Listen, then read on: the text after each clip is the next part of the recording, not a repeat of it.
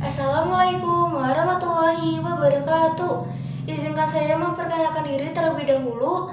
Nama saya Dara Puspitasari. Saya bersekolah di SMPN 1D Kolot dan saya siswi dari kelas 7F. Kehadiran saya di sini ingin membaca puisi yang telah saya rangkai dari buku motivasi yang berjudul Nanti Juga Sembuh Sendiri, karya dari Hello Bagas. Simak yuk videonya. Dewasa, karya Hello Bagas.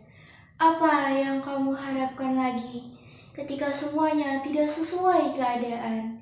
Berhentilah untuk menyalahkan masa lalu dan cobalah untuk menerima dan memahaminya. Kamu sudah berjalan begitu jauh, banyak sekali air mata, tenaga, dan waktu yang sudah kamu korbankan. Tidak perlu buru-buru bangkit. Jangan menyalahkan dirimu sendiri, karena kamu sudah melakukan yang terbaik. Nikmatilah, karena pada akhirnya semua ini buat kita makin dewasa. Memancing ikan di Sungai Sula, nila dipancing di saat senja. Salam undur diri dari saya untuk teman-teman semua. Wassalamualaikum warahmatullahi wabarakatuh.